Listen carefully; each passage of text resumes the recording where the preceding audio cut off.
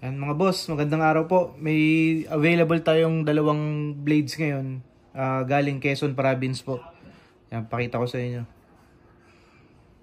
Yung kaluban niya, Nara. Yan po. Tapos yung handle niya, sungay ng kalabaw. Buksan natin. Yan. Dahong palay po. 12 inches yung blade length niya.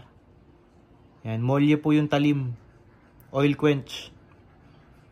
Stainless yung ferrule. Tapos Carabao horn po yung handle. Yan, rat tail po yan. Tagusan siya. Yan, tagusan po yung tang niya. Yan, dahong palay. Gawang Quezon Province po. Ito yung kapal niya. Baka interesado po kayo. Yan, sa mga interesado po, PM lang po. Yan, dahong palay.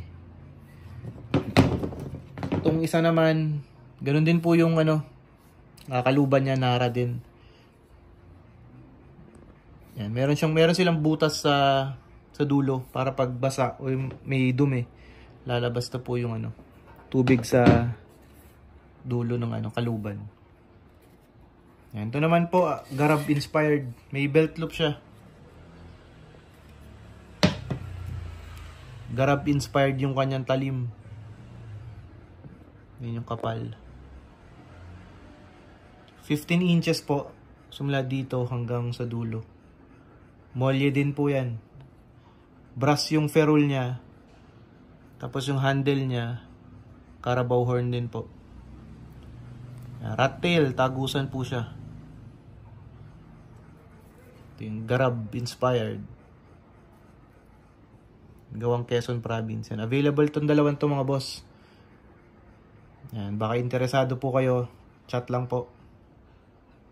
Yan. Salamat po sa mga nagre-react tsaka nag-share ng mga video natin sa Facebook at YouTube.